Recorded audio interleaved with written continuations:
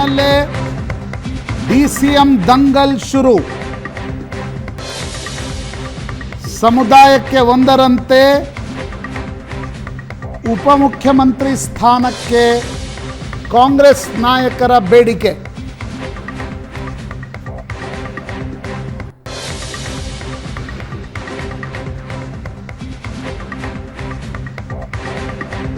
ಮೂರರಿಂದ 4 ಉಪಮುಖ್ಯಮಂತ್ರಿಗಳನ್ನು ಮಾಡುವಂತೆ ಸತೀಶ್ ಜಾರಕಿಹೊಳಿ, ಜಮೀರ್ ಅಹ್ಮದ್ ಖಾನ್, KN ರಾಜಣ್ಣ ಆಗ್ರಹ.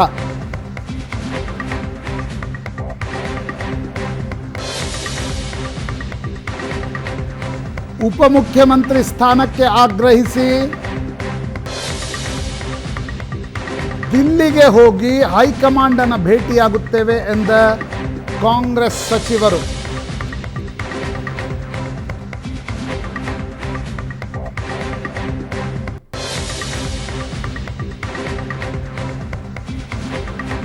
ಜಿಲ್ಲಾ ಪಂಚಾಯತ್ ಮತ್ತು ತಾಲೂಕ್ ಪಂಚಾಯತ್ ಚುನಾವಣೆಗಳ ಮುಂಚೆ ಸಾಮಾಜಿಕ ನ್ಯಾಯದ ದೃಷ್ಟಿಯಿಂದ ಉಪಮುಖ್ಯಮಂತ್ರಿ ಸ್ಥಾನಗಳನ್ನು 3ರಿಂದ 4 ಏರಿಸಬೇಕು ಎಂದು ಸಚಿವರ ಆಗ್ರಹ.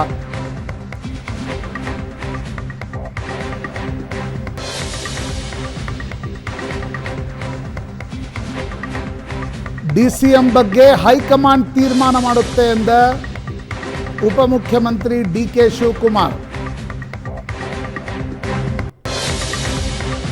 ಬೇಕಿದ್ರೆ 5 ಡಿಸಿಎಂ ಹುದ್ದೆ ಸೃಷ್ಟಿಸಲಿ ಎಂದು ಹೇಳಿ ಕುತೂಹಲ ಮೂಡಿಸಿದ ಮಾಜಿ ಸಂಸದ DK ಶಿವಕುಮಾರ್ ಸಹೋದರ DK ಸುರೇಶ್ 3 ಡಿಸಿಎಂ ಸ್ಥಾನಕ್ಕಾಗಿ ಜೂನ್ 27 ಅಥವಾ 28ರಂದು ಹಿರಿಯ ಸಚಿವರಿಂದ ಹೈಕಮಾಂಡ್ ಭೇಟಿ ಸಾಧ್ಯತೆ.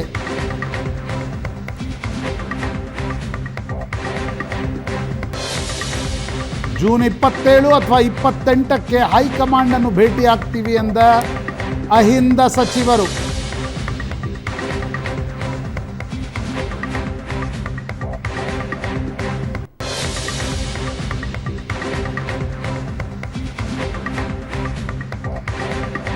ಮತ್ತೆ ಜೀವ ಪಡೆದುಕೊಂಡ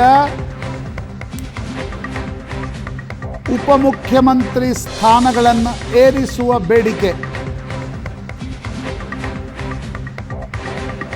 ಹೆಚ್ಚುವರಿ ಡಿಸಿಎಂ ಬಗ್ಗೆ ಚರ್ಚೆ ಆಗಲಿ, ತಪ್ಪೇನು ಎಂದ ಸತೀಶ್ ಜಾರಕಿಹೊಳಿ. ಮುಸ್ಲಿಮರಿಗೂ ಒಂದು ಉಪಮುಖ್ಯಮಂತ್ರಿ ಸ್ಥಾನ ಕೊಡಿ ಎಂದ ಜಮೀರ್ ಅಹ್ಮದ್ ಖಾನ್.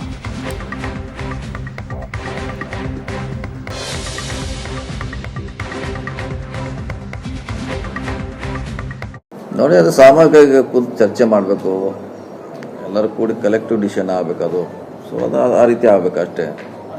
ಹೈಕಮಾಂಡಲ್ಲಿ ಚರ್ಚೆ ಆಗಬೇಕು, ಅದು ಮುಖ್ಯಮಂತ್ರಿ ಮಟ್ಟದಲ್ಲಿ ಚರ್ಚೆ ಆಗಬೇಕು, ನಂತರ ಅದಕ್ಕೆ ದಾರಿ.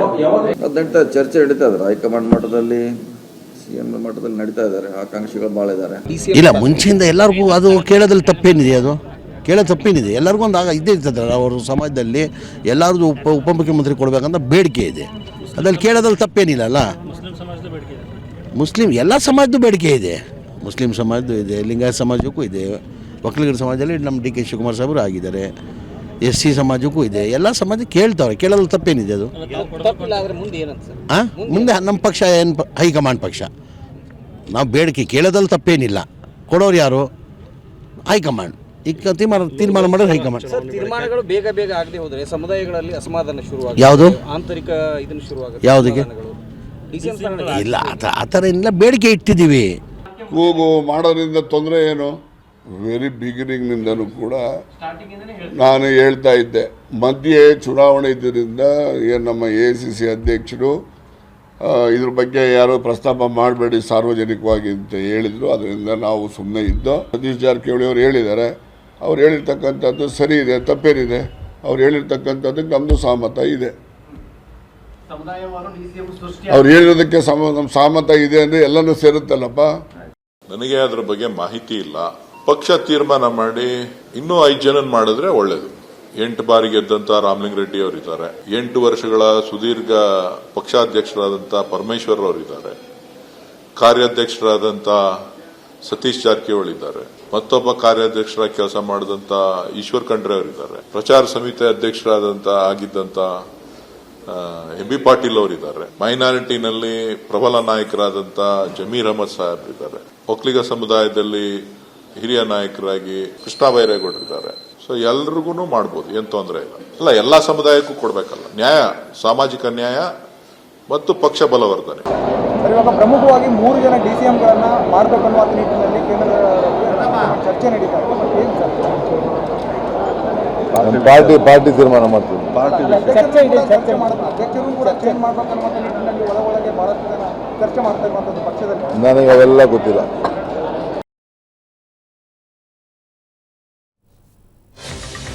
ಇದೇ ವಿಷಯದ ಬಗ್ಗೆ ಇವತ್ತು ಮಾತಾಡ್ತೀವಿ. ಹಲವು ಜನ ಗಣ್ಯ ಅತಿಥಿಗಳು ನಮ್ಮ ಜೊತೆಗಿರ್ತಾರೆ. ನನ್ನ ಕೊಲೀಗ ಪ್ರಶಾಂತ್ ನಾತು ಇದ್ದಾರೆ. ಪ್ರಶಾಂತ್, ಕಾರ್ಯಕ್ರಮಕ್ಕೆ ಸ್ವಾಗತ. ಚಲವಾದಿ ನಾರಾಯಣ ಸ್ವಾಮಿ ಅವರು ವಿಧಾನ ಪರಿಷತ್ ಸದಸ್ಯರು, ಬಿಜೆಪಿಯಿಂದ, ಮಾಜಿ ವಿಧಾನ ಪರಿಷತ್ ಸದಸ್ಯ ರಮೇಶ್ ಬಾಬು ಅವರು ಕಾಂಗ್ರೆಸ್ನಿಂದ ಇದ್ದಾರೆ. ಇಬ್ಬರು ಕೂಡ ಕಾರ್ಯಕ್ರಮಕ್ಕೆ ಸ್ವಾಗತ. ಪ್ರಶಾಂತ್ ನಾತು ಇಂದ ಚರ್ಚೆಯನ್ನು ಶುರು ಮಾಡ್ತಾ ಇದ್ದೀನಿ. ಪ್ರಶಾಂತ್, ಎಕ್ಸ್ಪೆಕ್ಟೆಡ್ ಇದು ಲೋಕಸಭಾ ಚುನಾವಣೆ ಮುಗಿದ ತಕ್ಷಣ DCMಗಳನ್ನು ಮಾಡುವ ವಿಚಾರ ರೇಕಪ್ ಆಗೇ ಆಗುತ್ತೆ ಅನ್ನೋದು ನಿರೀಕ್ಷಿತ. ಅದಿತ್ತು ನೋಡಿ, 2023ರಲ್ಲಿ ಅಧಿಕಾರಕ್ಕೆ ಬಂದ ನಂತರವೂ ಕೂಡ, ಅಂದರೆ ಯಾವಾಗ ಹೈಕಮಾಂಡ್ ಒಂದು ಸ್ಪಷ್ಟ ನಿರ್ಣಯವನ್ನು ತೆಗೆದುಕೊಂಡು ಒಂದು ಆಲ್ ಪವರ್ಫುಲ್ DCM ಒಬ್ಬರೇ DK ಶಿವಕುಮಾರ್ ಇರ್ತಾರೆ ಮತ್ತು ಅವರು KPCC ಅಧ್ಯಕ್ಷರಾಗಿ ಲೋಕಸಭಾ ಚುನಾವಣೆವರೆಗೆ ಮುಂದುವರಿತಾರೆ ಅನ್ನುವ ನಿರ್ಣಯವನ್ನು ತೆಗೆದುಕೊಂಡ ನಂತರವೂ ಕೂಡ ಸಿದ್ದರಾಮಯ್ಯ ಬಣದ ಹಿರಿಯ ಸಚಿವರು ಆಗಾಗ ಉಪಮುಖ್ಯಮಂತ್ರಿಯ ಒಂದು ಕೂಗನ್ನು ಎಬ್ಬಿಸ್ತಾ ಇದ್ದರು. ಆದರೆ ಹೈಕಮಾಂಡ್ ಲೋಕಸಭಾ ಚುನಾವಣೆ ಮುಗಿಯೋವರೆಗೆ ಇದನ್ನು ಗಂಭೀರತೆಯಿಂದ ತೆಗೆದುಕೊಳ್ಳಲ್ಲ ಅನ್ನೋದು ಅವ್ರಿಗೆ ಗೊತ್ತಿತ್ತು. ಆದರೆ ನನಗನ್ಸುತ್ತೆ ಆಗಾಗ ಸ್ವಲ್ಪ ಮಟ್ಟಿಗೆ DK ಶಿವಕುಮಾರರನ್ನು ಚೆಕ್ಕಲ್ಲಿ ಇಡಲಿಕ್ಕೆ ಈ ತಂತ್ರವನ್ನು ಪ್ರಯೋಗಿಸ್ತಾ ಇದ್ದರು. ಈಗ ಲೋಕಸಭಾ ಚುನಾವಣೆಯ ಹತ್ತಿರದಲ್ಲಿ ಇದು ಯಾವುದೇ ಬೆಳವಣಿಗೆ ನಡೀಲಿಲ್ಲ. ಹೌದು. ಈಗ ಬೆಂಗಳೂರು ಗ್ರಾಮಾಂತರದಲ್ಲಿ DK ಸುರೇಶ್ ಸೋತ ನಂತರ ಚನ್ನಪಟ್ಟಣಕ್ಕೆ ನಾನೇ ನಿಲ್ತೀನಿ ಅಥವಾ DK ಸುರೇಶರನ್ನು ನಿಲ್ಲಿಸ್ತೀನಿ ಎಂದು DK ಶಿವಕುಮಾರ್ ಓಡಾಡ್ತಾ ಇರುವಾಗ ಏಕಾಏಕಿ ಸಿದ್ದರಾಮಯ್ಯ ಬಣ ಅಂತ ಗುರುತಿಸಿಕೊಳ್ಳುವ, ಸಿದ್ದರಾಮಯ್ಯ ಅವರಿಗೆ ಆಪ್ತರಾಗಿರ್ತಕ್ಕಂಥ ಸಚಿವರು ಉಪಮುಖ್ಯಮಂತ್ರಿ ಸ್ಥಾನದ ಬೇಡಿಕೆಯನ್ನು ಇಡ್ತಾ ಇದ್ದಾರೆ. ಮೇಲ್ನೋಟಕ್ಕೆ ರಾಜಕೀಯ ಅರ್ಥ ಆಗುವವರೆಗೆ ಎಲ್ರಿಗೂ ಗೊತ್ತಿದೆ 3-4 ಉಪಮುಖ್ಯಮಂತ್ರಿ ಸ್ಥಾನಗಳನ್ನು ಸಿದ್ದರಾಮಯ್ಯ ಮುಖ್ಯಮಂತ್ರಿ ಇದ್ದಾಗ ಮಾಡಲಿಕ್ಕೆ ಸಾಧ್ಯ ಇಲ್ಲ. ಅದಕ್ಕೆ ಸಿದ್ದರಾಮಯ್ಯ ಒಂದು ಉಪಮುಖ್ಯಮಂತ್ರಿ ಸ್ಥಾನವನ್ನು ಕೂಡ ಅವರು ಒಪ್ಪುವ ಸ್ಥಿತಿಯಲ್ಲಿ ಇರಲಿಲ್ಲ. ಆದರೆ ಅನಿವಾರ್ಯ ಸ್ಥಿತಿಯಲ್ಲಿ DK ಶಿವಕುಮಾರನ್ನು ಉಪಮುಖ್ಯಮಂತ್ರಿ ಅಂತ ಒಪ್ಕೊಂಡಿದ್ರು.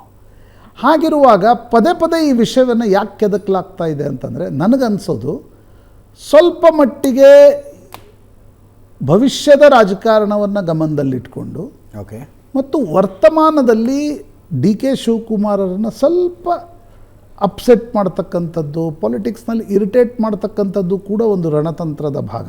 ಯಾಕಂದರೆ DK ಶಿವಕುಮಾರ್ ಕನಸಿಟ್ಕೊಂಡಿದ್ದಾರೆ, ನಾನು 2 ವರ್ಷ ಬಿಟ್ಟು, 2.5 ವರ್ಷ ಬಿಟ್ಟು, 3 ವರ್ಷ ಬಿಟ್ಟು ಮುಖ್ಯಮಂತ್ರಿ ಆಗಬೇಕು. ಮತ್ತು 23ರ ಫಲಿತಾಂಶದ ನಂತರ 24ರ ಫಲಿತಾಂಶ ಏನು ಬಂತು, ಆಗ DK ಶಿವಕುಮಾರ್ಗೂ ಸ್ಪಷ್ಟ ಆಗಿದೆ ಇದೇ ಟರ್ಮಲ್ಲಿ ನಾನು ಮುಖ್ಯಮಂತ್ರಿ ಆಗಬೇಕು ಅಂತಕ್ಕಂಥ. ನನಗನ್ಸುತ್ತೆ 2 ಕಾರಣಗಳು ಹಿರಿಯ ಸಚಿವರಲ್ಲಿ ನಾನು ನೋಡ್ತೀನಿ. ಅಂದರೆ ನನ್ನ ರೀಡಿಂಗ್ ಪ್ರಕಾರ, ಒಂದು, DK ಶಿವಕುಮಾರರನ್ನು ಒಬ್ಬರೇ ಉಪಮುಖ್ಯಮಂತ್ರಿ ಅಲ್ಲ, ಹೆಚ್ಚು ಉಪಮುಖ್ಯಮಂತ್ರಿ ಮಾಡಿ ಅಂತಕ್ಕಂಥದ್ದನ್ನು ಹೈಕಮಾಂಡ್ಗೆ ಹೇಳುವುದರ ಮೂಲಕ ತಮ್ಮ ಬಳಿ ಎಷ್ಟು ಶೋ ಆಫ್ ಸ್ಟ್ರೆಂತ್ ಇದೆ ಅನ್ನೋದನ್ನು ಹೈಕಮಾಂಡ್ಗೆ ಆಗಾಗ ತೋರಿಸ್ತಕ್ಕಂಥ ಒಂದು ಪ್ರಯತ್ನ ಇರ್ಬೋದು. ಅದು ಗೊತ್ತಿರುತ್ತೆ, ಆದರೆ ಆಗಾಗ ಪಬ್ಲಿಕ್ಲಿ ತೋರಿಸ್ತಕ್ಕಂಥ ಒಂದು ಪ್ರಯತ್ನ ಇರ್ಬೋದು. 2, ಇದನ್ನು ಆಗಾಗ ರೇಕಪ್ ಮಾಡ್ತಾ ಒಂದು ವೇಳೆ ನಾಳೆ DK ಶಿವಕುಮಾರ್ ಮುಖ್ಯಮಂತ್ರಿ ಆದರೆ, ನೋಡಿ, Siddaramaiah undoubtedly a biggest mass leader. ನೋಡು ಇವತ್ತು ಕರ್ನಾಟಕದಲ್ಲಿ ನಾವು 3 ಮಾಸ್ ಲೀಡರ್ಗಳನ್ನು ತೆಗೆದುಕೊಂಡ್ರೆ ಸಿದ್ದರಾಮಯ್ಯನವರು undoubtedly a biggest mass leader. ಅವರಿಗೆ ಉಪಮುಖ್ಯಮಂತ್ರಿ ಮಾಡುವಾಗ 10 ಬಾರಿ ಹೈಕಮಾಂಡ್ ಯೋಚನೆ ಮಾಡುತ್ತೆ. ಆದರೆ DK ಶಿವಕುಮಾರ್ ನಾಳೆ ಏನಾದರೂ ಮುಖ್ಯಮಂತ್ರಿ ಆದರೆ ಈ ರೀತಿ ಏನು ತೆಲಂಗಾಣದಲ್ಲಾಯಿತು ಆ ರೀತಿ 3-4 ಉಪಮುಖ್ಯಮಂತ್ರಿಗಳನ್ನು ಮಾಡಿ ಒಂದು ಸಾಮಾಜಿಕ ನ್ಯಾಯದ ದೃಷ್ಟಿಯಿಂದ ಇರುತ್ತೆ ಅಂತಕ್ಕಂಥ ಚೆಕ್ ಆ್ಯಂಡ್ ಬ್ಯಾಲೆನ್ಸ್ ಮಾಡುವ ಪ್ರಯತ್ನವೂ ಕೂಡ ಇದರಲ್ಲಿ ಇರಬಹುದು ಅಂತ ಅನಿಸುತ್ತೆ. But something is happening inside the Congress. ಈಗ ನಾವು ರೀಡ್ ಮಾಡಿದ್ದೆ ಸರಿಯೋ ತಪ್ಪೋ ಇದು ಚರ್ಚೆಯ ಭಾಗ. ಆದರೆ ಲೋಕಸಭಾ ಚುನಾವಣೆಯ ಫಲಿತಾಂಶದ ನಂತರ ಬಣಗಳ ನಾನು ತಿಕ್ಕಾಟದ ಸ್ವರೂಪವನ್ನು ಪಡೆದುಕೊಂಡಿದೆ ಅಂತಕ್ಕಂಥದ್ದು ಹೇಳ್ತಾ ಇಲ್ಲ. ಭವಿಷ್ಯದ ರಾಜಕಾರಣದ ದೃಷ್ಟಿಯಿಂದ ಹೂ ಬ್ಲಿಂಕ್ಸ್ ಫಸ್ಟ್ ಅಂತ ಒಂದು ನಡೆಯುತ್ತೆ ಫೈಟ್. ಕರೆಕ್ಟ್, ಹೌದು. ಯಾರು ದೃಷ್ಟಿಯುದ್ಧ ಅದು. ದೃಷ್ಟಿಯುದ್ಧ, ಯಾರು ಕಂಡ್ರೆಪ್ಪೆ ಮೊದಲು ಬ್ಲಿಂಕ್ ಮಾಡ್ತಾರೆ ಅನ್ನೋ ಆ ರೀತಿ ಏನೋ ಕಾಂಗ್ರೆಸ್ನಲ್ಲಿ ಮೇಲ್ನೋಟಕ್ಕೆ ನಡೆದಂತೆ ಸ್ಪಷ್ಟವಾಗಿ ಕಾಣ್ತಾ ಇದೆ. ರಮೇಶ್ ಬಾಬು ಅವರು, ಲೋಕಸಭಾ ಚುನಾವಣೆಗಿಂತ ಮುಂಚೆ ಇವರು ಉಪಮುಖ್ಯಮಂತ್ರಿಗಳನ್ನು ಮಾಡೋ ಚರ್ಚೆ ಶುರು ಮಾಡಿದಾಗ ಎಲ್ಲರದ್ದು ಲಾಜಿಕ್ ಇದ್ದದ್ದು ಪಕ್ಷಕ್ಕೆ ಲಾಭ ಆಗುತ್ತೆ ಅಂತ. ಈಗಲೂ ಮಾತಾಡ್ತಾ ಇರೋದು ಅದನ್ನೇ, ತಾಲೂಕ್ ಪಂಚಾಯತ್ ಜಿಲ್ಲಾ ಪಂಚಾಯತ್ ಎಲೆಕ್ಷನ್ನಲ್ಲಿ ಲಾಭ ಆಗುತ್ತೆ ಅಂತ. ಬಟ್ ಒಳಗಿಂದೊಳಗೆ ಚೆಕ್ ಆ್ಯಂಡ್ ಬ್ಯಾಲೆನ್ಸ್ನಲ್ಲಿ ಡಿ ಕೆ ಶಿವಕುಮಾರ್ನ ಇಡಬೇಕು ಅನ್ನೋದೇ ಉದ್ದೇಶ. ಅದು ಬಿಟ್ಟರೆ ಬೇರೆ ಏನಿದೆ? ಎರಡು ದೃಷ್ಟಿಕೋನದಲ್ಲಿ ನಾವು ವಿಮರ್ಶೆ ಮಾಡಬೇಕಾಗುತ್ತೆ. ಒಂದು, ಮಾಧ್ಯಮದ ದೃಷ್ಟಿಕೋನದಲ್ಲಿ ನೀವು ಆಯಾ ಸಂದರ್ಭಕ್ಕೆ ವಿಮರ್ಶೆ ಮಾಡ್ತಕ್ಕಂಥದ್ದು ತಪ್ಪು ಅಂತ ಅಲ್ಲ. ತಾವು ZP ಮತ್ತು TP ಎಲೆಕ್ಷನ್ನ ಕೋಟ್ ಮಾಡಿದ್ರಿ. ನೀವು ಕರ್ನಾಟಕದಲ್ಲಿ ರಾಮಕೃಷ್ಣ ಹೆಗ್ಡೆಯವರ ಸರ್ಕಾರ ಇದ್ದಂಥ ಸಂದರ್ಭದಲ್ಲಿ ಗ್ರಾಮ ಪಂಚಾಯತಿ, ತಾಲೂಕ್ ಪಂಚಾಯತಿ, ಜಿಲ್ಲಾ ಪಂಚಾಯತಿ 2 ಟೈರ್ ಸಿಸ್ಟಮ್ ಅಂತೇಳಿ ಹೊಸದಾಗಿ ಸ್ಥಾಪನೆ ಮಾಡಿದಾಗಲಿಂದ ಇಲ್ಲಿವರೆಗೂ ಯಾರು ರೂಲಿಂಗಲ್ಲಿ ಇರ್ತಾರೆ ಅವ್ರಿಗೆ ಸ್ವಾಭಾವಿಕವಾಗಿ ಆ ಪಕ್ಷಕ್ಕೆ ಅಪ್ಪರ್ ಹ್ಯಾಂಡ್ ಇರುತ್ತೆ. ನೀವು DCM ಮಾಡ್ತಿರೋ ಮಾಡಲ್ವೋ ಅದೆಲ್ಲ it is not at all A issue. ಯಾಕೆ ಸ್ಥಳೀಯವಾಗಿ MLA ಯಾವುದೋ ಒಂದು ಕ್ಷೇತ್ರ ಇಡ್ತಾ ಸಾಧನೆ ಮಾಡಬೇಕಾಗುತ್ತೆ. ಆ ಕಾರಣಕ್ಕೆ ಇದು ಸ್ವಾಭಾವಿಕವಾಗಿ ನಾವು ಕಂಡಿರ್ತಕ್ಕಂಥ ವಾಸ್ತವ. MLAಗಳಿದ್ದು ಸರ್ಕಾರ ಇದ್ದು ಸೆಟ್ ಬ್ಯಾಕ್ ಆಗಿರೋದು ಯಾರು ಆಗಿದೆ ಅದು BJPಗೆ ಮಾತ್ರ. ನೀವು ಇಷ್ಟೇ ತೆಗೆದು ನೋಡಿ, BJPಗೆ ಸಾಧನೆ ಮಾಡೋಕ್ಕಾಗಿಲ್ಲ. ಗ್ರಾಮ ಪಂಚಾಯತಿ, TP, ZP ಸರ್ಕಾರ ಇಟ್ಕೊಂಡು ಅದನ್ನು ಹೊರತುಪಡಿಸಿದ್ರೆ ಇನ್ನೆಲ್ಲ ಸಂದರ್ಭದಲ್ಲಿ ಆಯಾ ಪಕ್ಷ ಯಾವ ಸರ್ಕಾರ ಆಡಳಿತ ಪಕ್ಷ ಇರುತ್ತೆ ಅವ್ರಿಗೆ ಅಪ್ಪರ್ ಹ್ಯಾಂಡ್ ಆಗಿರ್ತಕ್ಕಂಥದ್ದು. ಮತ್ತು DCM ಪೋಸ್ಟ್ ನೀವು ವಿಚಾರ ತೊಗೊಂಡಾಗ ಅಫ್ಕೋರ್ಸ್ ಕಾಂಗ್ರೆಸ್ ಪಾರ್ಟಿಲಿ ಯಾವತ್ತೂ ಸಹ ಸಾಮಾಜಿಕ ನ್ಯಾಯದ ತಳಹದಿಯ ಮೇಲೆ ನೀವು ಶಾಸಕರ ಟಿಕೆಟ್ ಹಂಚಿಕೆಯಿಂದ ಹಿಡಿದು ನೀವು ಎಲ್ಲ ಮಿನಿಸ್ಟ್ರಿಗಳ ಅಲೋಕೇಶನ್ ಇರ್ಬೋದು, ಮತ್ತೊಂದು ಇರ್ಬೋದು, ಅಲ್ಲೆಲ್ಲ ಮಾಡ್ಕೊಂಡು ಬಂದಿರ್ತಕ್ಕಂಥದ್ದು ವಾಸ್ತವ. ಕರ್ನಾಟಕದಲ್ಲಿ ಮೊದಲು DCM ಪೋಸ್ಟ್ ಕ್ರಿಯೇಟ್ ಮಾಡಿದ್ದೆ ಕಾಂಗ್ರೆಸ್ ಪಕ್ಷ. ವೀರಪ್ಪ ಮೊಯ್ಲಿಯವರ ಸರ್ಕಾರದಲ್ಲಿ SM ಕೃಷ್ಣರವರಿಗೆ DCM ಪೋಸ್ಟ್ ಕೊಟ್ಟಂಥದ್ದು ಮೊದಲನೇ ಉದಾಹರಣೆ. ಸ್ವಾಭಾವಿಕವಾಗಿ ಅದೇನೆಂದರೆ ಒಂದು ಪ್ರಮೋಷನ್ ಅಂತ ತಿಳ್ಕೊತಾರೆ. ಮಿನಿಸ್ಟರ್ ಆದವರು ಡೆಪ್ಟಿ CM ಆದರೆ ಮತ್ತು CM ಎಲಿವೇಷನ್ಗೆ ಸಾಂವಿಧಾನಿಕ ಸ್ಥಾನಮಾನ ಅಲ್ಲ, ಆದರೂ ಕೂಡ ಒಂದು ಡೆಸಿಗ್ನೇಷನ್. ಅಫ್ಕೋರ್ಸ್ ಅದು ಇದ್ರೂ ಸಹ ಇಲ್ಲಿ ಒಂದು ಎಲಿವೇಷನ್ನು. ಇಲ್ಲಿ ಪ್ರಶಾಂತ್ ಅವರು ಇದ್ದಾರೆ. ಹೆಗ್ಡೆ ಅವರಿದ್ದಾಗ ಇದು ಕಾನ್ಸ್ಟಿಟ್ಯೂಷನ್ ಅಮೆಂಡ್ಮೆಂಟ್ ಆದಮೇಲೆ 15% ಸೀಲಿಂಗ್ ಇದೆ. ಒಟ್ಟಾರೆ ಶಾಸಕರ 15%ಗಿಂತ ಮೀರಿ ಶಾಸಕರು ಮಂತ್ರಿಮಂಡಲ ಮಾಡೋಂಗಿಲ್ಲ ಅಂತ. ಲೋಕಸಭೆಗೂ ಅಪ್ಲಿಕಬಲ್ಲು, ವಿಧಾನಸಭೆಗೂ ಅಪ್ಲಿಕಬಲ್ಲು. ಹೆಗ್ಡೆ ಅವ್ರ ಕಾಲದಲ್ಲಿ ಒಂದು ಸಲ ಅವ್ರು ಸರ್ಕಾರ ಮಾಡಿದಾಗ 75 ಜನ 80 ಜನ ಮಿನಿಸ್ಟ್ರಿಗಳಿದ್ರು. ನನಗೆ ಜಂಬೋ ಜೆಟ್ ಅಂತ ಕರೀತಾ ಇದ್ರು. ಆ ಕಾಲದ ಒಂದು ಕಾರ್ಟೂನ್ ಇನ್ನೂ ಚೆನ್ನಾಗಿ ನೆನಪಿದೆ. ಒಬ್ಬರು ಮುಖ್ಯಮಂತ್ರಿಗಳ ಹತ್ರ ಹೇಳ್ತಾ ಇರೋದು, ಇನ್ನು ಕಾರ್ ಪಾರ್ಕಿಂಗ್ ಖಾತೆ ಮಾಡಿದ್ರೆ ಮಾತ್ರ ಹೆಚ್ಚುವರಿ ಮಿನಿಸ್ಟರ್ ಮಾಡೋಕ್ಕೆ ಸಾಧ್ಯ ನಮಗೆ ಅಂತ ಕಾರ್ಟೂನ್ ಬಂದಿತ್ತು ಕರ್ಮವೀರದಲ್ಲಿ. ಆ ಥರದ ಪರಿಸ್ಥಿತಿ ಭಾಳ ವಿಶೇಷ ಏನಂದರೆ, ಯಾವಾಗಲೂ ಸಹ ಮೊದಲನೇ ಸಲ ಎಲೆಕ್ಟ್ ಆದಂಥವ್ರಿಗೆ ನಾವು ಇತಿಹಾಸ ಗಮನಿಸಿದಾಗ ಮಂತ್ರಿ ಕೊಡ್ತಾ ಇರಲಿಲ್ಲ. 2 ಸಲ 3 ಸಲ ಆಯಿತು. 2 ಸಲ 3 ಸಲ ಕ್ಯಾಬಿನೆಟ್ ಮಂತ್ರಿನ ಇಲ್ಲ, ಎಗೇನ್ ಸ್ಟೇಟ್ ಮಿನಿಸ್ಟ್ರು. 1 ಸಲನೋ 2 ಸಲನೋ ಸ್ಟೇಟ್ ಮಿನಿಸ್ಟ್ರಾಗಿ ಅನುಭವ ಬಂದರೆ ಮತ್ತೆ ಕ್ಯಾಬಿನೆಟ್ಟು. ಮತ್ತು ಅದರಲ್ಲಿ ಸ್ವಲ್ಪ ಪ್ರಮೋಷನ್ನು ಇಲ್ಲ ಇನ್ನೊಂದು ಇನ್ಫ್ಲೂಯೆನ್ಸು, ಇಂಡಿಪೆಂಡೆಂಟ್ ಚಾರ್ಜು. ಇವತ್ತು ಕೇಂದ್ರ ಸರ್ಕಾರದಲ್ಲಿ ನೀವು ನೋಡ್ತಾ ಇದ್ದೀವಿ, ನಾವೆಲ್ಲ ನೋಡ್ತಾ ಇದ್ದೀವಿ. Cabinet minister, independent charge, state minister, ಈ ಥರ. ಸೊ ಇವತ್ತು ಬದಲಾದಂಥ ರಾಜಕೀಯ ಪರಿಸ್ಥಿತಿನಲ್ಲಿ ಇದು ಕ್ಲೈಮ್ ಮಾಡೋಂಥದ್ದು ಅದು ಬರ್ತಾ ಇದೆ. ಬಟ್ ಕಾಂಗ್ರೆಸ್ ಪಕ್ಷ ಹಿಂದೆನೂ ಸಹ ಸನ್ಮಾನ್ಯ ವೇಣುಗೋಪಾಲ್ರವರು, ಸುರ್ಜೇವಾಲಾರವರು ಇದೇ ಕಾರಣಕ್ಕೋಸ್ಕರ ವಿಶೇಷವಾಗಿ ಬಂದು ಒಂದು ಸಭೆಯನ್ನು ಮಾಡಿ ಆ ಥರದ್ದು ಯಾವುದೂ ಇಲ್ಲ, ಆ ಥರದ ವಿಚಾರ ಬೇಡ ಅಂತ ಹೇಳಿದ್ರು. ಸ್ವಾಭಾವಿಕವಾಗಿ ಚುನಾವಣೆಯಲ್ಲಿ ವೋಟರ್ಸ್ನ ಇನ್ಫ್ಲೂಯೆನ್ಸ್ ಮಾಡೋ ಕಾರಣಕ್ಕೆ ಈ ಧ್ವನಿ ಮತ್ತೆ ರೈಸ್ ಆಯಿತು. ಈಗ ಕೇಳ್ತಾ ಇದ್ದಾರೆ, ನಾಟ್ ಬಿಕಾಸ್ ಆಫ್ ಎಲೆಕ್ಷನ್ನು, ನಮಗೊಂದು ಅವಕಾಶ ಕೊಡಿ ಅನ್ನೋ ಇದರಲ್ಲಿ ಕೇಳ್ತಾ ಇದ್ದಾರೆ. ಅದು ತಪ್ಪೇನಲ್ಲ. ಬಟ್ ಅಲ್ಟಿಮೇಟ್ಲಿ ಕಾಂಗ್ರೆಸ್ ಪಕ್ಷದಲ್ಲಿ ಯಾವತ್ತೂ ಸಹ high command is going to take the decision. So ಹಾಗಾಗಿ ಇವತ್ತಿನ ಪರಿಸ್ಥಿತಿನಲ್ಲಿ ಭಾಳಷ್ಟು ಸಿದ್ದರಾಮಯ್ಯವರು ಮಾತಾಡಿದ್ದಾರೆ, DK ಶಿವಕುಮಾರ್ ಅವರು ಮಾತಾಡಿದ್ದಾರೆ, ಮತ್ತು ಶಾಸಕರು ಅವರ ಅಭಿಪ್ರಾಯಗಳನ್ನ ಹೇಳಿದ್ದಾರೆ. ಮತ್ತು ಆಲ್ ಆರ್ ಸೀನಿಯರ್ ಲೀಡರ್ಸು, ನಾನು ಯಾರ ಮಾತುಗಳನ್ನ ತಳ್ಳಾಕೋದಿಲ್ಲ. ರಾಜಣ್ಣ ಅವ್ರು ಹೇಳಿದ್ದು ನಾನು ನಿರಾಕರಣೆ ಮಾಡಲ್ಲ, ಸತೀಶ್ ಜಾರಕಿಹೊಳಿ ಹೇಳಿದ್ದು ನಿರಾಕರಣೆ ಮಾಡಲ್ಲ, ಸನ್ಮಾನ್ಯ ಸುರೇಶ್ ಅವರು DK ಸುರೇಶ್ ಹೇಳಿದ್ದು ನಿರಾಕರಣೆ ಮಾಡೋದಿಲ್ಲ. ಮತ್ತು ಆಲ್ ಆರ್ ಎಲಿಜಿಬಲ್. ಈಗ ರಾಮಲಿಂಗಾರೆಡ್ಡಿ ಹೆಸರನ್ನು ಉಲ್ಲೇಖ ಮಾಡಿದ್ರು. ಅಫ್ಕೋರ್ಸ್ 8 ಸಲ MLA ಆಗಿದ್ದಾರೆ, ಸೀನಿಯರ್ ಲೀಡ್ರು. ಆ ಥರ ಸಂದರ್ಭ ಬಂದರೆ ಅನ್ನೋ ಮಾತನ್ನು ಅವರು ಸೇರಿಸ್ಕೊಂಡಿದ್ದಾರೆ. ಸೊ ಆ ಸಂದರ್ಭ ಬರೋದು ಬಿಡೋದು ಯಾರು ತೀರ್ಮಾನ ಮಾಡೋದು? Ultimately high command. ಡೈರೆಕ್ಟ್ಲಿ ಇದು DK ಶಿವಕುಮಾರರ ಅಥಾರಿಟಿ, ಲೆಜಿಟಿಮಸಿಯನ್ನು ಡೈಲ್ಯೂಟ್ ಮಾಡುವ ಪ್ರಯತ್ನ ಅಂತ. ಈಗ 13 ತಿಂಗಳ ಹಿಂದೆ ದೆಹಲಿಯಲ್ಲಿ ಅದು ಏನು ಮಾತುಕತೆ ಆಗಿತ್ತೋ, ಬಟ್ ಅಂತಿಮ ನಿರ್ಧಾರ ಹೊರಗೆ ಬಂದಾಗ ಎಲ್ರಿಗೂ ಅರ್ಥ ಆಗುವಂಥದ್ದು ಏನಂದರೆ, ಸಿದ್ದರಾಮಯ್ಯನವರು ಮುಖ್ಯಮಂತ್ರಿ, ಆಲ್ ಪವರ್ಫುಲ್ ಒಬ್ಬರೇ ಉಪಮುಖ್ಯಮಂತ್ರಿ DK ಶಿವಕುಮಾರ್ ಅನ್ನೋ. ಈಗ ಇಂಟರ್ಪ್ರಿಟೇಷನ್ನು ನಾವು ವ್ಯಾಖ್ಯಾನಗಳು ಯಾವ ರೀತಿ ಬೇಕಾದ್ರೂ ವ್ಯಾಖ್ಯಾನ ಮಾಡ್ಬೋದು. ನಾನು ನನಗೂ ಅನುಕೂಲ ಆಗೋ ರೀತಿ ವ್ಯಾಖ್ಯಾನ ಮಾಡ್ತೀನಿ. BJP ಆ್ಯಸ್ ಎ ಅಪೋಸಿಷನ್ನು ಅವ್ರಿಗೆ ಅನುಕೂಲ ಆಗೋ ರೀತಿ ಅವ್ರು ವ್ಯಾಖ್ಯಾನ ಮಾಡ್ತಾರೆ. ಮಾಧ್ಯಮದವರು ನೀವು ನಿಮ್ಮ ಇದರಲ್ಲಿ ದೃಷ್ಟಿಕೋನದಲ್ಲಿ ವ್ಯಾಖ್ಯಾನ ಮಾಡ್ತೀರಾ. ಕಾಂಗ್ರೆಸ್ ಪಕ್ಷದಲ್ಲಿ ಯಾವತ್ತೂ ಒಂದು ಸಂಪ್ರದಾಯ ಇದೆ, ಯಾರು ಏನೇ ಹೇಳಿದ್ರು ಸಹ ಅಲ್ಟಿಮೇಟ್ ಡಿಸಿಷನ್ ಅವ್ರದ್ದೇ. ಈಗ ವೀರಪ್ಪ ಮೊಯ್ಲಿ ಅವರು CM ಆಗಬೇಕಾದ್ರೆ ಶಾಸಕರ ಅಭಿಪ್ರಾಯ ಎಲ್ಲ ಬಂದು ಒಬ್ಬರು ನಾನು CM ಆಗ್ತೀನಿ ಅಂತ ತಯಾರಾದರು. ದೇವಸ್ಥಾನಕ್ಕೆ ಪೂಜೆ ಕೊಟ್ಟರು ಮಲೆಮಹದೇಶ್ವರಕ್ಕೆ. ಹೈಕಮಾಂಡಿಂದ ಬೇರೆ ಬಂತು ಮೆಸೇಜು, ಆಕ್ಸೆಪ್ಟೆಡ್. ಸೊ ಇವತ್ತು ಲಕೋಟೆ ಸಿಸ್ಟಮ್ ಇಲ್ಲ. ಯಾಕೆಂದರೆ ನಾನು ಏನಕ್ಕೆ ವೀರಪ್ಪ ಮೊಯ್ಲಿ ಅವ್ರ ಹೆಸರನ್ನು ಕೋಟ್ ಮಾಡ್ತಾ ಇದ್ದೀನಿ ಅಂದರೆ, social justice is priority in the Congress party. ಸಾಮಾಜಿಕ ನ್ಯಾಯದ ತಳಹದಿಯ ಮೇಲೆ ಅದನ್ನು ಆದ್ಯತೆಯಾಗಿ ಪರಿಗಣಿಸಿಕೊಂಡು ಅದನ್ನು ಮಾಡುವಂಥದ್ದು ಸ್ವಾಭಾವಿಕ. ಆ ನಿಟ್ಟಿನಲ್ಲಿ ಕೆಲವು ಸಲ ವ್ಯತ್ಯಾಸಗಳು ಅಪ್ ಆ್ಯಂಡ್ ಡೌನ್ ಇರ್ತವೆ. ಬಟ್ ಇಲ್ಲಿ ಏನು ಸಿದ್ದರಾಮಯ್ಯನವರು DK ಶಿವಕುಮಾರ್ ಹೈಕಮಾಂಡ್ ಮಧ್ಯೆ ಆಗಿರ್ತಕ್ಕಂಥ ಇನ್ನರ್ ಮೀಟಿಂಗ್ ಏನಿದೆ, ಬೇರೆ ಯಾರಿಗೂ ಥರ್ಡ್ ಪರ್ಸನ್ಗೆ ಇದುವರೆಗೂ ಮಾಹಿತಿ ಇಲ್ಲ. ಸೊ ಅಂತೆ ಮೇಲೆ ಚರ್ಚೆ ಆಗ್ತಾಯಿದೆ. ಅದು ನಾನು ನಿರಾಕರಣೆ ಮಾಡೋಕ್ಕೆ ಹೋಗೋದಿಲ್ಲ ಅಥವಾ ನಾನು ಅದನ್ನು ಟೀಕೆನೂ ಮಾಡೋದಿಲ್ಲ. ಸ್ವಾಭಾವಿಕ ಅದು. ಬಟ್ ಇಲ್ಲಿ ಇವತ್ತಿರ್ತಕ್ಕಂಥದ್ದು ಭಾಳ ಜನ ಸಿದ್ದರಾಮಯ್ಯವ್ರಿಗೂ DK ಶಿವಕುಮಾರ್ ಅವ್ರಿಗೂ ಏನೋ ವ್ಯತ್ಯಾಸ ಇದೆ, ಅವರು ಅದಕ್ಕೋಸ್ಕರ ಇದನ್ನು ಹುಟ್ಟಾಗ್ತಾ ಇದ್ದಾರೆ. ಖಂಡಿತ ಇಲ್ಲ. ನಾವು ಭಾಳ ಹತ್ತದಿಂದ ಆ್ಯಸ್ ಎ ಮೀಡಿಯಾ ಚೇರ್ಮನ್ ನಾನು ನೋಡಿದ್ದೇನೆ.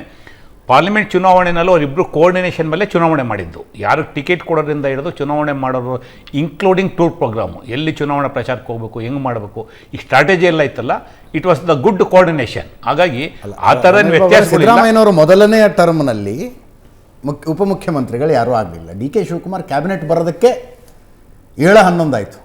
ಕ್ಯಾಬಿನೆಟಿಗೆ ಬರೋಷ್ಟರಲ್ಲಿ ಸಾಕಬೇಕಾಗೋಯ್ತು ಅವ್ರಿಗೆ. ಅಂತಿಮವಾಗಿ ಡಾಕ್ಟರ್ ಪರಮೇಶ್ವರ್ ಉಪಮುಖ್ಯಮಂತ್ರಿ ಆಗುವ ಅವಕಾಶ ಬಂದದ್ದು ಮೈತ್ರಿ ಸರ್ಕಾರ ಬಂದಾಗ. ಈಗ ಫಸ್ಟ್ ಟರ್ಮ್ ಹಂಗಿತ್ತು. ಸೆಕೆಂಡ್ ಟರ್ಮ್ನಲ್ಲಿ ಸಿದ್ದರಾಮಯ್ಯನವರು ಎಡಬಲದಲ್ಲಿರೋರು 3 ಜನ ಉಪಮುಖ್ಯಮಂತ್ರಿ ಆಗಲಿ, 4 ಜನ ಉಪಮುಖ್ಯಮಂತ್ರಿ ಆಗಲಿ ಅಂತ ಮಾತಾಡ್ತಾರೆ ಅಂತ. ನಾನು ಅಜಿತ್ ಹನುಮಕ್ಕನವರ ಹೇಳಿಕೆಯನ್ನು ನಿರಾಕರಣೆ ಮಾಡೋದಿಲ್ಲ, ಸ್ವೀಕಾರ ಮಾಡ್ಕೊಂಡು ಹೇಳ್ತೀನಿ. DK ಶಿವಕುಮಾರ್ ಅವರು ಜಿಲ್ಲಾ ಪಂಚಾಯತ್ ಮೆಂಬರಿಂದ ಹಿಡಿದು ಇವತ್ತು ಡೆಪ್ಟಿ CM, KPCC ಪ್ರೆಸಿಡೆಂಟ್ವರೆಗೂ ಬಂದಿರತಕ್ಕಂಥ ಎಲ್ಲ ಹಂತಗಳನ್ನ ನೋಡಿ ನೀವು. ಅವರೆಲ್ಲ ಇಂಥ ಪ್ರತಿರೋಧಗಳನ್ನ ದಾಟೆ ಬಂದಿರತಕ್ಕಂಥದ್ದು ಅವರು. ಅವ್ರಿಗೇನು ಇದು ಹೊಸದಲ್ಲ. KPCC ಅಧ್ಯಕ್ಷ ಆಗ್ಬೇಕಾದ್ರೆ ಏನು ರೆಡ್ ಕಾರ್ಪೆಟ್ ಆಗಿ ಕರೆದ್ಬಿಟ್ರಾ? ಮೊದಲನೇ ಟರ್ಮ್ನಲ್ಲಿ ಇವತ್ತು ಹೆಂಗಿದೆ, ಹೈಕಮಾಂಡರೇ ಇಲ್ಲ ನೀವೇ ಇದು ಇನ್ನೂ ಸ್ವಲ್ಪ ದಿವಸ ಹೇಳುವಂಥ ಪರಿಸ್ಥಿತಿ ಇದೆ. ಅಂದರೆ ಈ ಎಸ್ಟಾಬ್ಲಿಷ್ಡ್ ಅವರು ನಾನೇನು ಅನ್ನೋದನ್ನ ರುಜುವಾತ್ ಮಾಡಿದ್ದಾರೆ. ಹಾಗಾಗಿ ಅವರೇ ಹೇಳ್ತಾರೆ ಎಷ್ಟೋ ಸಲ ರಾಜಕಾರಣದಲ್ಲಿ ನಾವು we have to wait and you have to take ಅಂತೇಳಿ. ಹಾಗಾಗಿ ನಾನು ನೀವು ಹೇಳಿದ ನಾನು ನಿರಾಕರಣೆ ಮಾಡೋದೇ ಇಲ್ಲ. ಆವತ್ತಿನ ಸಂದರ್ಭ, ಆವತ್ತಿನ ಕಾಲಘಟ್ಟ ಬೇರೆ. DK ಶಿವಕುಮಾರ್ನ ಏನಕ್ಕೆ ತಡೆದ್ರು, ಏನಕ್ಕೆ ಮಂತ್ರಿ ಆಗಲಿಲ್ಲ, ಆ ಸಂದರ್ಭ ಬೇರೆ. ಇವತ್ತಿರ್ತಕ್ಕಂಥ ಸಂದರ್ಭ ಬೇರೆ. ಇವತ್ತು ಅವರಿಬ್ಬರು ಜೊತೆಯಾಗಿ ಸಿದ್ದರಾಮಯ್ಯನವರು, DK ಶಿವಕುಮಾರ್ ಅವರು as A PCC president DK Shivakumar, opposition ಲೀಡರಾಗಿ ಸಿದ್ದರಾಮಯ್ಯವರು, collective effort with all leaders, Parameshwar ಇರ್ಬೋದು, ರಾಮಲಿಂಗಾರೆಡ್ಡಿ ಇರ್ಬೋದು, HK ಪಾಟೀಲ್ ಇರ್ಬೋದು, ಈ ಥರದ್ದೆಲ್ಲ ನಾಯಕರು ಒಟ್ಟಾರೆಯಾಗಿ ಹಾಕಿದ ಪ್ರಯತ್ನ 130. ಎಲ್ರಿಗೂ ಅವಕಾಶ ನಿರೀಕ್ಷೆ ಇರಲಿಲ್ಲ ಕಾಂಗ್ರೆಸ್ ಇಷ್ಟು ಬರುತ್ತಾ ಅಂತೇಳಿ. ಜಾಯಿಂಟ್ ಎಫರ್ಟು ಅದು ಬರುತ್ತೆ. ಈಗ ಚರ್ಚೆಗಳು ಬಂತಂದ್ರೆ ಸಿದ್ದರಾಮಯ್ಯವ್ರಿಗೆ DKಗೆ ಆಗಲ್ಲ, ಇನ್ಯಾರಿಗೂ ಆಗಲ್ಲ. ಸಿದ್ದರಾಮಯ್ಯವರು ಅವರ ಜನ್ಮದಿನದ ಅಮೃತ ಮಹೋತ್ಸವನ ದಾವಣಗೆರೆಯಲ್ಲಿ ಮಾಡಿದಂಥ ಸಂದರ್ಭದಲ್ಲಿ DK ಅವ್ನು ಕೌಂಟ್ರ್ ಮಾಡೋಕ್ಕೆ ಇದನ್ನು ಮಾಡಿದ್ರು ಅಂತ ಹೇಳಿದ್ರು. ನಿಮ್ಮಲ್ಲೇ ಚರ್ಚೆ ಆಗಿದೆ, ನಾನೇ ಬಂದಿದ್ದೀನಿ ಚರ್ಚೆಗೆ. ಆಯಾ ಸಂದರ್ಭಕ್ಕೆ ಅಂಥ ಚರ್ಚೆಗಳು ಬರುವಂಥದ್ದು ಮತ್ತು ಚರ್ಚೆ ಆಗೋಂಥದ್ದು ನಾನು ನಿರಾಕರಣೆ ಮಾಡೋದಿಲ್ಲ. ಬಟ್ ಇಲ್ಲಿ ಭಾಳ ಸ್ಪಷ್ಟ ಇದೆ ನಮಗೆ. ನಾನು ಭಾಳ ಸಲ ಹೇಳಿದ್ದೇನೆ, ನಿಮ್ಮ ಮಾಧ್ಯಮದಲ್ಲಿ ಹೇಳಿದ್ದೇನೆ, ಮಲ್ಲಿಕಾರ್ಜುನ್ ಖರ್ಗೆರವರು AICC ಅಧ್ಯಕ್ಷ ಆಗಿರ್ತಕ್ಕಂಥದ್ದು ನಮಗೆ ಪ್ಲಸ್ ಪಾಯಿಂಟು. ಕರ್ನಾಟಕದ ಪಲ್ಸು ಅವ್ರಿಗೆ ಚೆನ್ನಾಗಿ ಗೊತ್ತಿದೆ. ಸಿದ್ದರಾಮಯ್ಯನವರ ಸ್ಟ್ರೆಂತ್ ಏನು, DK ಶಿವಕುಮಾರ್ ಅವ್ರ ಸ್ಟ್ರೆಂತ್ ಏನು, ಬೇರೆಯವ್ರ ಸ್ಟ್ರೆಂತ್ ಏನು, ಇಲ್ಲಿ ಸೋಷಿಯಲ್ ಇಂಜಿನಿಯರಿಂಗ್ ಏನಿದೆ, ಇವೆಲ್ಲ ಗೊತ್ತಿರೋದ್ರಿಂದ ಸಾಮಾಜಿಕ ನ್ಯಾಯದ ತಳಹದಿಯ ಮೇಲೆ ಅದು ಆಗುತ್ತೆ. ಬಿಟ್ಟರೆ ಇಲ್ಲೇನೋ ಅಫ್ಕೋರ್ಸ್ ಅವ್ರು ಯಾರೋ ಹೇಳ್ತಾರೆ, ಅವ್ರ ಅಭಿಪ್ರಾಯಗಳು ಹೇಳ್ತಾರೆ, ಹೈಕಮಾಂಡ್ ಹೇಳಿದಾಗ ಅವ್ರು ಹೇಳ್ಬಾರ್ದು, ವಿತಿನ್ ದ ಪಾರ್ಟಿ ಮಾತಾಡಬೇಕು. ಬೀಯಿಂಗ್ ಎ ಮಿನಿಸ್ಟರ್ಸು ಕೆಲವು ಅಭಿಪ್ರಾಯ ಕೊಟ್ಟಿದ್ದಾರೆ, ಹಂಗಂತ ತಪ್ಪು ಅಂತಲ್ಲ. High command has the voice to set right the things. ಚಲೋ ಅದೇ ಮುಂದಿನ ದಿನಗಳಲ್ಲಿ ವಿಪಕ್ಷಗಳಿಗೆ ಮಾತನಾಡೋದಕ್ಕೆ ಸಾಕಷ್ಟು ಅವಕಾಶ ಸಿಗುವ ಲಕ್ಷಣಗಳು ಕಾಣಿಸ್ತಾ ಇದೆ. ಈಗ 34 ಸಚಿವರನ್ನು ಮಾಡ್ಬೋದು ಕರ್ನಾಟಕದಲ್ಲಿ. ಮುಖ್ಯಮಂತ್ರಿಗಳನ್ನು ಬಿಟ್ಟರೆ ಇನ್ನು 33 ಸಚಿವರು ಕೂಡ ತಮ್ಮನ್ನು ತಾವು ನಾವು ಉಪಮುಖ್ಯಮಂತ್ರಿ ಅಂದ್ಕೊಂಡ್ರೂ ತಪ್ಪಿಲ್ಲ. ಯಾಕೆ ಅಂದರೆ ಅದಕ್ಕೇನು ಕಾನ್ಸ್ಟಿಟ್ಯೂಷನಲ್ ಇದೆಲ್ಲ. ಹೌದು. ಆದ್ದರಿಂದಾಗಿ ಒಂದು ಮಾತನ್ನು ನಾನು ರಮೇಶ್ ಬಾಬು ಹೇಳಿದ್ದನ್ನು ಒಪ್ಬೋದು. ಏನಂತಂದರೆ ಸೀನಿಯಾರಿಟಿ ಮುಂದೆ ನಾನು ಮುಖ್ಯಮಂತ್ರಿ ಆಗಲಿಕ್ಕೆ ನನಗೊಂದು ಸೀನಿಯಾರಿಟಿ ಸಿಕ್ಕಿದೆ ಅಂತ ಅಂದ್ಕೊಳ್ಬೋದು ಅಷ್ಟೇ ಅವರು ಇದು ಕೊಟ್ಟರೆ. ಆದರೆ ಮೊದಲಿಗೆ ಕರ್ನಾಟಕದಲ್ಲಿ ಇಂಟ್ರೊಡ್ಯೂಸ್ ಆಗಿದ್ದೆ 1992ನಲ್ಲಿ ಮಾನ್ಯ SM ಕೃಷ್ಣ ಅವರನ್ನು ಉಪಮುಖ್ಯಮಂತ್ರಿ ಮಾಡೋದ್ರ ಮೂಲಕ. ಮಾಡಿದ ನಂತರ ಅದಾಯಿತು. 2 ಬಾರಿ ಈಗಿನ ಮುಖ್ಯಮಂತ್ರಿಗಳಾಗಿರ್ತಕ್ಕಂಥ ಸಿದ್ದರಾಮಯ್ಯನವರು ಕೂಡ 2 ಬಾರಿ ಉಪಮುಖ್ಯಮಂತ್ರಿಗಳಾದರು. ಅದೇ ಅವರು ಮುಖ್ಯಮಂತ್ರಿ ಆದ ಕಾಲದಲ್ಲಿ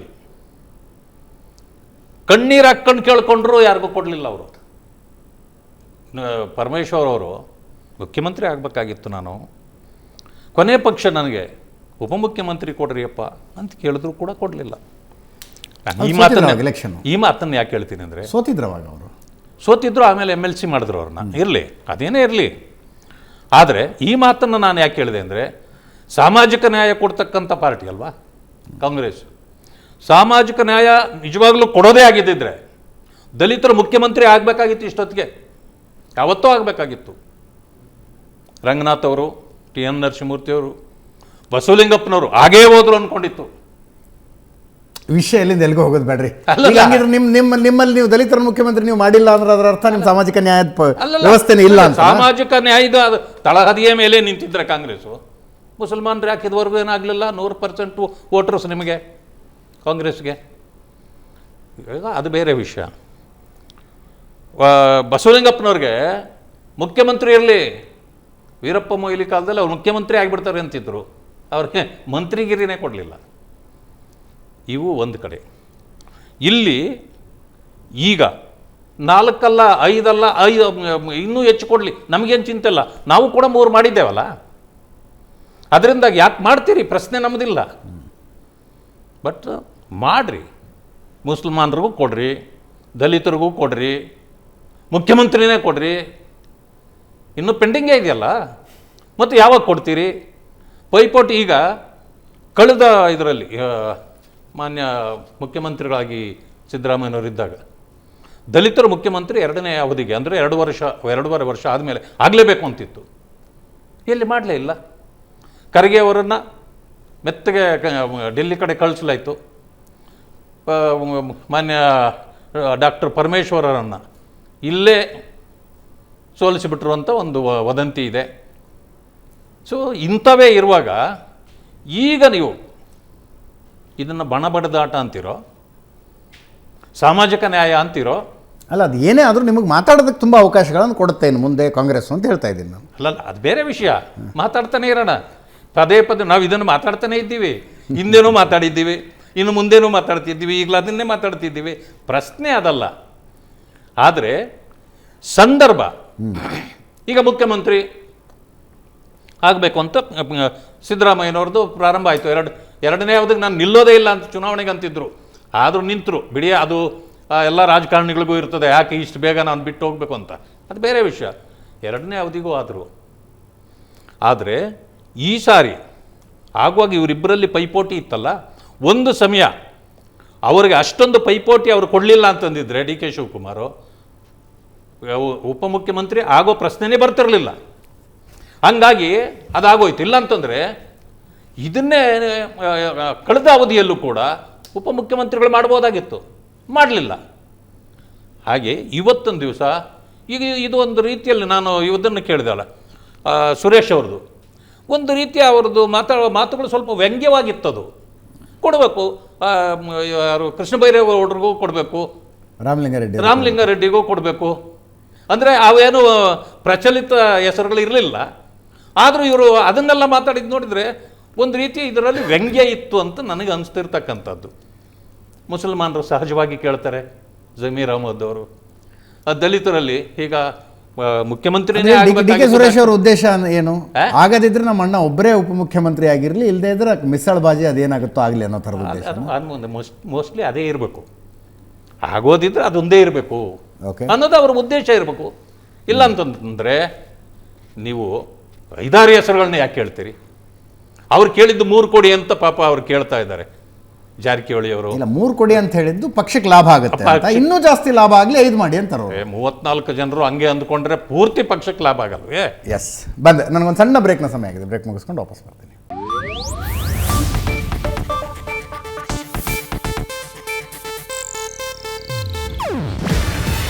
ಇದು ಏಷ್ಯಾನೆಟ್ ನ್ಯೂಸ್ ನೆಟ್ವರ್ಕ್ ಪ್ರಸ್ತುತಿ. ನೀವು ನೋಡ್ತಿದ್ದೀರಾ ಏಷ್ಯಾನೆಟ್ ಸುವರ್ಣ ನ್ಯೂಸ್.